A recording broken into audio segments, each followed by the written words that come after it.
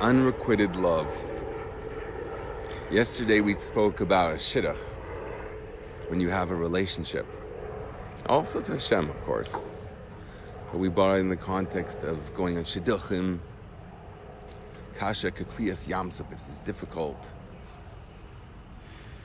as splitting the sea to make a shidduch, to find your b'sherta, right? Then there's the level, there's unrequited love is one thing. Then there's what if it's worse?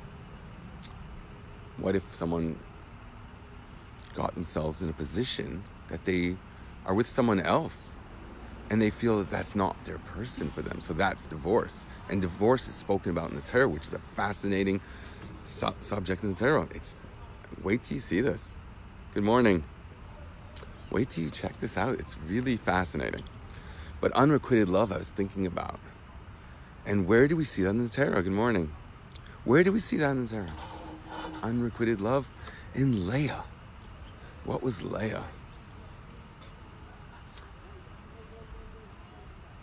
Leah was the veiled one. The one that you wake up with in the morning and say, wow, what did I marry? This is not Rachel. This is not the epitome of my vision of beauty and connection that I sought. That's Leah. Why don't you understand? It's much deeper. You have soul levels that you don't always understand. So Leah was a yitzanis.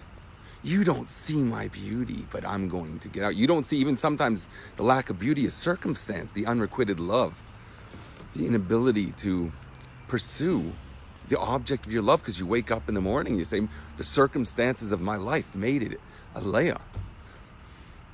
Leah was not beautiful. Her eyes were soft from crying, from unrequited love. That's the whole theme of Leah. So how is it expressed in the Torah? Dudaim. Dudaim. Jasmine, right? It's Jasmine. She sacrifices Dudaim to unite with her unrequited love of her own husband. Sometimes in relationships, you could be in a relationship with a spouse and feel like you don't even have a relationship, so you have to be a tzanis. Which is not the most comfortable position to be in. But sometimes it's just circumstance that makes it what should be a fence of roses. So Leah sacrifices Dudaim. What is jasmine, and why would she sacrifice it? What did the word mean? What does it mean? Anila deidi v'deidi li. This is just a drush. I don't know. Could be wrong. Dudaim means your love. She was willing to give away her love for her love. That doesn't even make sense. What does that mean? Dudaim is love. Anila deidi. I'm to my beloved. It's my whole being.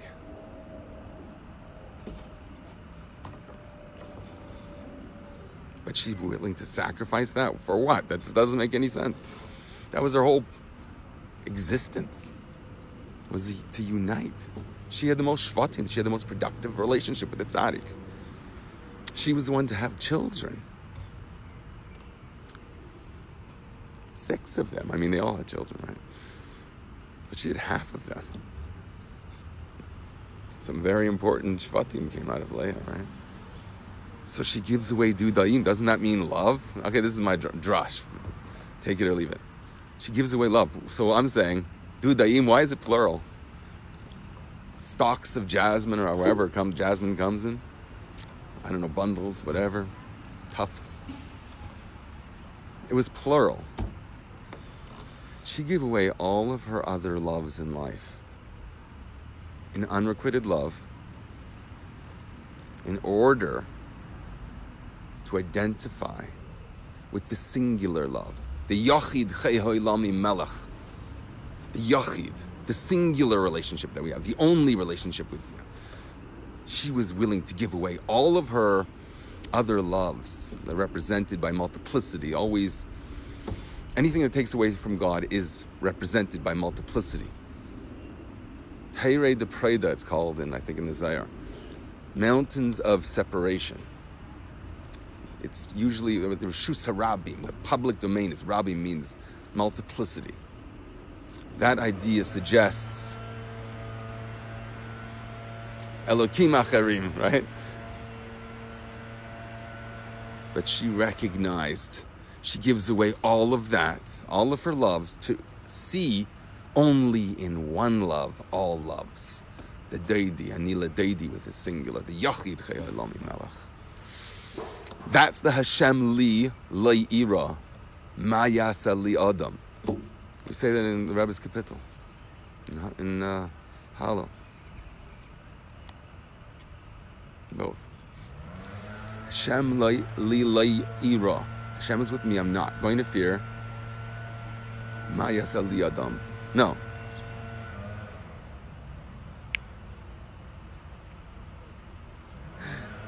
Hashem li ira. Mayasa li Adam. Okay, that's right. Okay, I thought I got it wrong for a second. Sorry. So Hashem is with me, I don't fear. What's man going to do to me? I always talk about man as being the highest level. Man is integrity, and we'll get back to that topic, I hope, if I remember. Man is integrity. So check this out. What does this mean? This is just a thought I had in davening.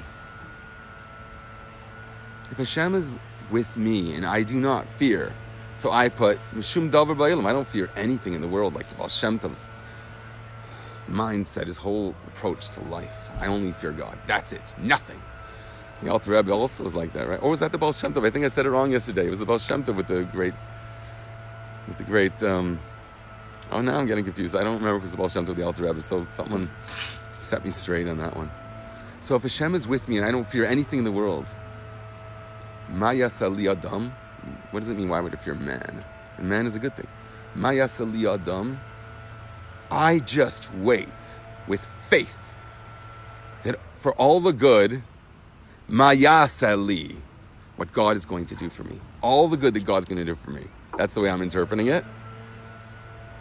And that is why it says, and it's possible because of the fact that it's an Adam. So read that as a separate sentence. Adam. Be an Adam, and then you recognize that when it says Mayasa li Adam, it's not Mayasa li Adam. What can man do to me? It's not a fear of a man, because man is the shleimus.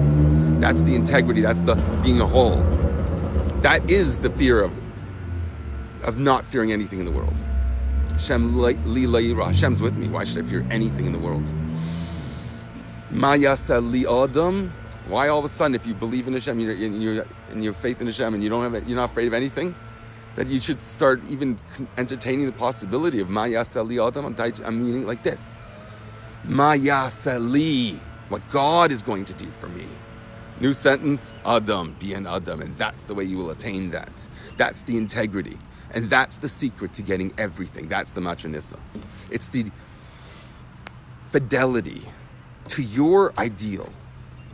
Your ideal is not just an ideal that exists in this world, in the way you advance in this world, but it's a war that exists eternally. The unrequited love of Leah, the strength for that is giving away all your loves, your own personal, give something away of your love. That's the gift, to recognize V'deidi li is the singular. There's only one relationship. If that means giving away love, even if it means unrequited love, and therefore I cannot be with you, Yaakov, in the true sense. She ended up being buried with him, right? Because of this, because she was a Yitzanis. In the schus of that, because Rachel gave us away, she lost that. She recognized that I am never going to give up a relationship with Bali. We're going to call Hashem Bali, or Baali. You never give up that relationship. You just realize that the war is fought for eternally. And if it's unrequited in this world, it doesn't matter, because you have already attained it by giving it away. That's the integrity. That's the Adam. That's when you have Mayasali. Just sit back and see all the blessings that will shower on you, and some beyond what you expect. And sometimes it does happen that the unrequited love can come together. And that's specifically when she gave away the dudayim. There's God in this world and He directs everything. So what happens if you go on a shidduch and you have the best intentions? And because that's what we were talking about yesterday, so now what's the flip side of that? We said, what's the perfect relationship? That's between the Jewish people and God. We say, Na'aseh v'nishma. That's a relationship. That's the way you should have a relationship. Unrequited love could exist anywhere, in any relationship.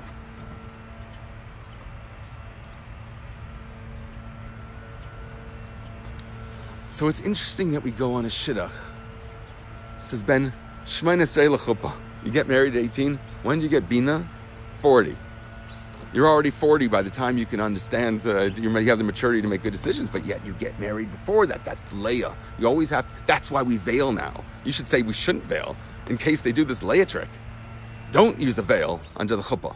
When you make a commitment, you don't even see the person you're marrying. That's the Leah. That's the veil. Good morning. That's the veil. That's why you marry at 18 and not at 40. Okay? Yet, that means Neira Lila Bnei Adam. God imposes people and circumstances. That will be difficult for them. That's the lay of the veil. What happens? Is there any circumstance ever where you say, well, yeah, I know it's Kasha Kakriyas Yamsuf and you did a great thing by putting us together, but guess what? This is inappropriate. I can't stay. This is abusive. When is it appropriate to divorce? And what happens when it divorces? It says the altar sheds tears for that couple. And it brings a verse that speaks about weeping and sighing. Why the altar cries? Because they're not going to regard the offering anymore.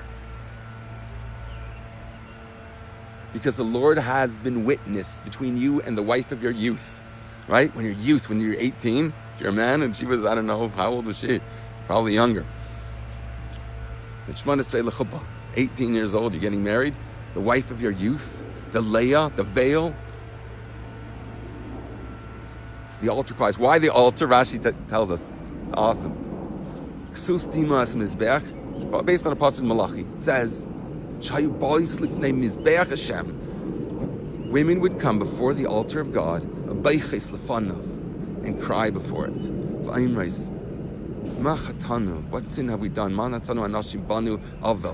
What have our men seen iniquity in us? They see us as unsavory and they have to divorce us. Have to be checked and examined like a saita, to go through that scrutiny.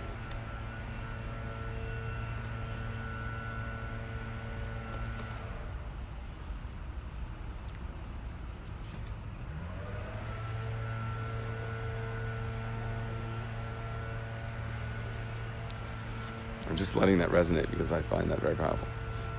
Obviously, there's an abusive situation you have to get out. So the Mishnah speaks about the 3 abusive scenarios. Or, not necessarily abusive. We'll have to see how exactly they introduce it. Interestingly, I took a Gemara from Yavamas also here. I'm just passing by. It's pretty interesting. What are the circumstances when a woman is considered a bad wife? Abaye said, she arranges a table for him and arranges her mouth for him at the same time. In other words, although she prepares food for him, she verbally abuses him while he eats. Have you ever been at a table and your wife abuses you? This Gemara is speaking about that. Do you talk with your mouth open? Do you eat with your mouth open? Are you being abusive and offensive? She arranges a table for him and then turns her back to him, displaying her lack of interest in his company. You're supposed to treat your husband like a king. There's reasons for that, okay? You can blame the fragile male ego if you want. So at the very end of Maseches Gittin, those are the closing words, okay, what we said before about the crying. That's in the Gemara, but in the Mishnah, it discusses the different opinions. Oh, I forgot my Mishnahs in the car, okay? So that means I have to rely on memory. There's 3 opinions about when it's rashai, it's acceptable. think the word is legarish to divorce your wife. Beis Shammai says, when you find in her an ervas davar, I think it means there that she cheats on him.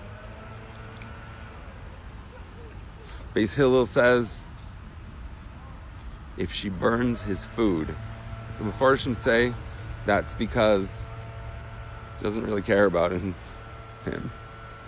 She puts too much salt, like Light's wife didn't put in. She puts too much vura, too much salt in the food, pushes him away, right? So if she's gonna do that, that's when it's a rashai.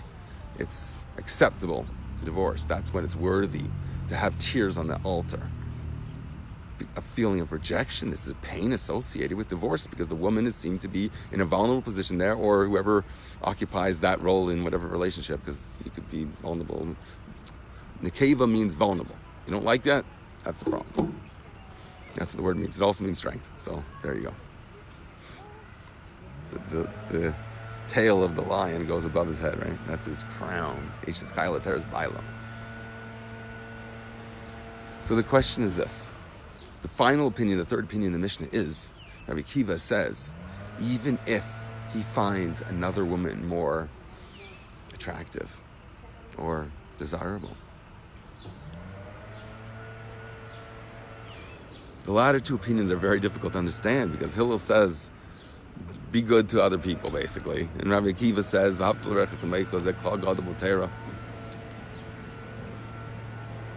unto others, Hillel says, do not do unto others what you would not have them do to you. It's very double negative there, right? That's the positive. When you see the negative space, then you understand the positive, what you should be. Just be yourself in that zone. Make sure it's a zone that's acceptable, not abusive. Okay? So the question is, why would the two promoters, the famous promoters of Avas Yisrael, of love of a fellow, be the ones to say, Hillel says if she burns his food, that's something she did an accident, it seems like. Okay, but we look deeper. We see his opinion. But even by Rabbi Akiva, the biggest eye of Yisrael, right? He says, you saw another person? It's more attractive? So why would that be? Is that, you should try and keep the bond of the integrity of marriage intact. He should be the biggest proponent of keeping marriage intact. And he says that the slightest thing, not something that she's doing to him, that his wife is doing to him, that he finds despicable. Ervas davar, they're darshaning. The verse says it's something disgusting or naked or crude. Or it could mean being adulterous. That's very crude, right? So that's very obvious. But what if she just burns? What if it looks like an accident? Or what if you just cast your eyes on another? Is that appropriate? The halacha is like Beis Hillel, that she has to do something. It has to be a response. I'm not going to take abuse. That's the appropriate time to leave. That's the halacha. It doesn't have to go to the extent of her cheating on you, like Beis Shammai. We don't have possible like that either. There's a sensitivity that's defined. That's the Torah. It's defined like a laser beam, and that shows you what is the Adam, what is the integrity. That's what it puts you on top of the world and gives you blessings that might make the unrequited love something that's attained. Give away those dudoim. Doesn't Sting sing about that? Oh, if you love someone, set them free. In a sense, that is the greatest form of love. Leah, but then on the other hand, maybe Sting was wrong, because what did Leah do? She was a Yitzanis. She did not accept that. So let's try and work them out. She got buried in the Maras Machpelah because of that, in that schus. That she didn't suffice with unrequited love. She was a warrior. But she was prepared to approach it with integrity. She negotiated her way through that, right? She approached Rachel. She showed sensitivity. Rachel showed the most incredible sensitivity to Leah to allow for the veil. She gave the simanim. So that when Yaakov woke up in the morning, he saw there was Leah. It wasn't Leah last night. It was Rachel last night, because she had given the simanim. She gave that gift. In order for Leah to have an opportunity so the veil could be unlifted and say it's Leah, and there would be an opportunity. She didn't do this to disgrace her sister. She did this because she knew it was God's will. It's always amounts to what is God's will. That's the Adam. That's the Shlemus, and that's where the Niflois come in the world. That's what I believe. That's the Dark Phoenix and the supreme power to be harnessed. And I'm not embarrassed of that word. Like a Merkava is harnessed. That's the throne, the sapphire of the Merkava. That allows you to see the throne is made out of sapphire, I learned. Think how amazing that is. Okay, because I've said that before, but I finally found what that means. Sort of. I've spoken about it before, I guess, a little bit. But I don't know if I said it fully. That it's see-through. It's translucent, I guess. You could see through the blue and see the man that's sitting on the throne, the one. Why does he sit on the throne? Because he renders judgment. He decides what is good, what is Adam. There's an Adam that sits on the throne. He's the one that's the Shafet of the world. He decides what means integrity. You have to be that Adam and make decisions in your life that are based on integrity. So did I answer the question? Why specifically those two? Why Rabbi Akiva says you set your eyes on another person? That's not even halacha. But how does that fit in with his idea of being the supreme promoter of love of the fellow? Why would you break up so easily just by another attraction? The Leah comes in, the Yitzanis walks in.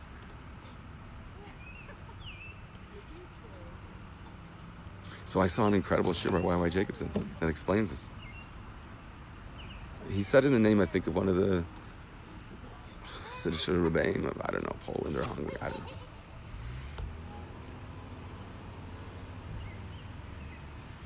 Or maybe he said it, made it up.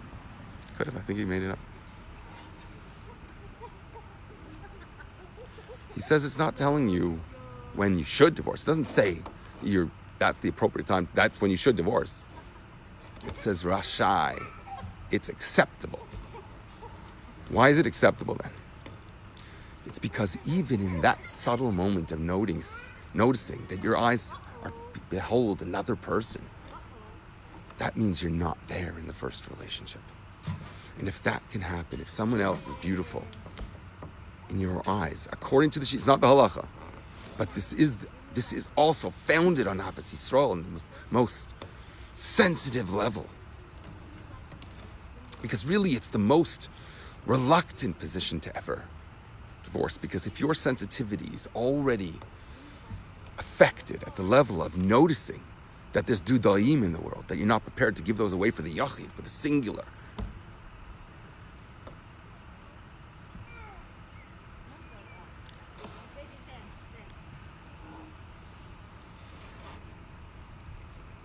the moment your eyes are cast on another, the question is this is talking about the times of the Mishnah. They were able to marry more than one wife. It's very hard to understand that. And interesting, the halacha is not like Rabbi Akiva, but it is based on a premise. There's wisdom in that, godly wisdom. And I think it's tied into Ahavas Yisrael. Because the idea behind it is that you're the most reluctant to ever divorce. Because your sensitivity is at such a level that you start looking very deep inside at the moment that your eyes set on another, that there's dudaim. Not just the person you're with, but dudaim, now another one added onto that. There's another, you're ambivalent. That's an interesting insight, maybe.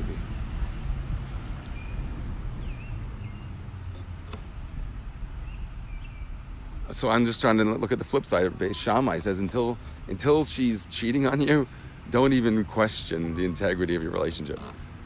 That's another extreme, isn't it? Don't start getting worried until she actually just cheated on you. Then it's Rashai.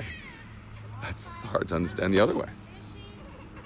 So what's the middle ground? What's a halacha? When someone starts doing things against your will, that they want to push you away, that's when it's Rashai. To know when to do it, I don't know. Look, but this is telling you when you start wondering about the integrity of your devotion. It's not saying you should divorce. That brings us back to the unrequited love. Okay, so that is a full circle, I think. of a full topic, and it is 9:40, which is not too bad for me. Let's see if there's any comments there. Did I cover the whole topic, everybody? People are quiet today. I guess it's Monday. People are like a bit nervous. Everyone gets nervous on Mondays. Not everyone could sit in a park till 9:41. That's a real gift from God, and I thank God. So, to summarize the message of how you apply this, I think is in the way I understood that verse in Psukidism or in Halo, which is the Rebbe's Kapitel. So if you want to look for signs at random, you don't have to always be random. Look right underneath your nose. Hashem li la ira. Hashem is with me. I don't fear anything. Anything in the world.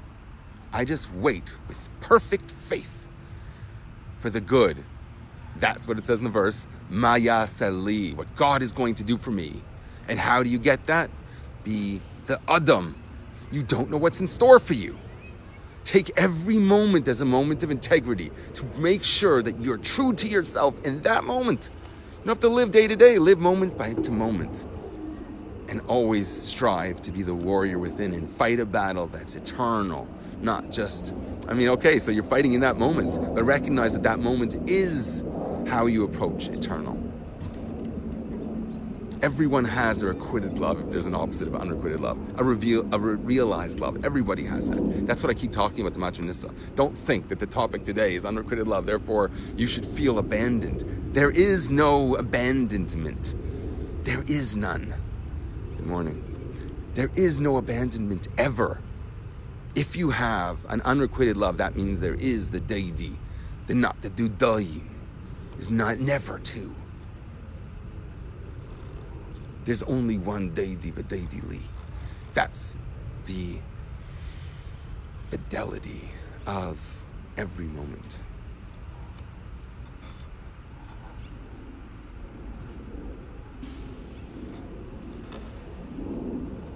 That's a simple trick. What do they call it?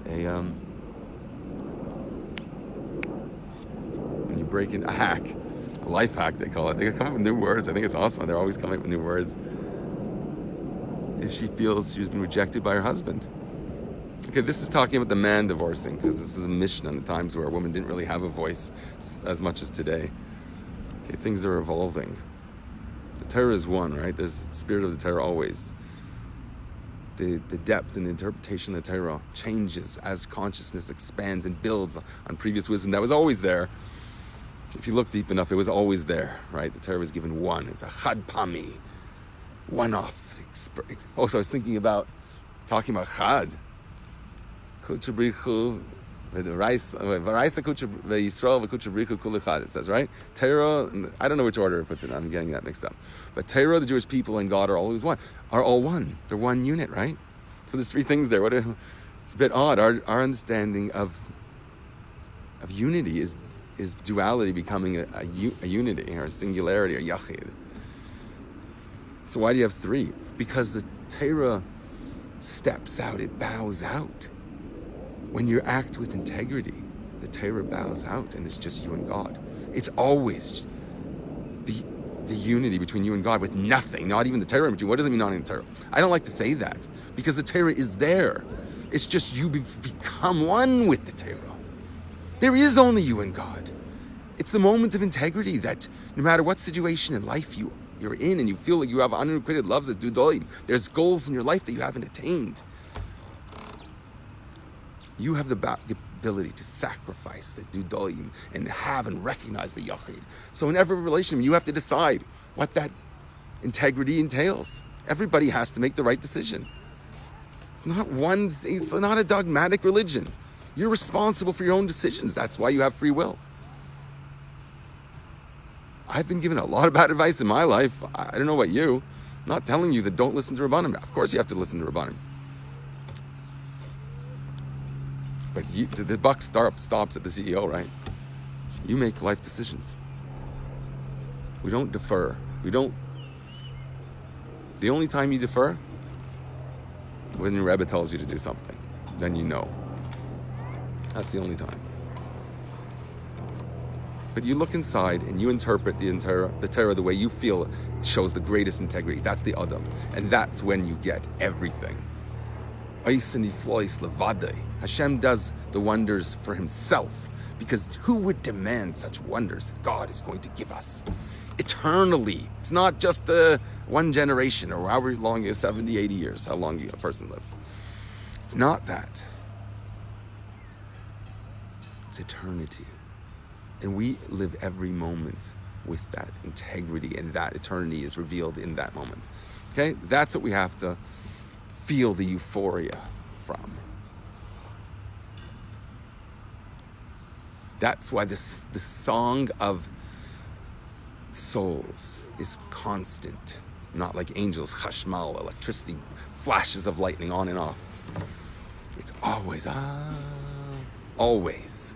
There's always that integrity at the core. There's never an unrequited love. That's what Leah teaches us. That's the veil. That's the integrity and the proper. And Rachel teaches us also.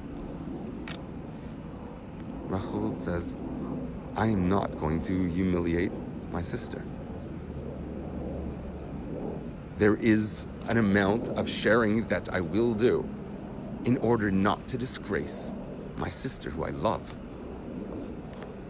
So you come up with the balance that you feel. I mean, she lost out. There's sacrifice. Yosef Tzaddik sacrificed when he had when he conquered his own temptation. We spoke about that at length.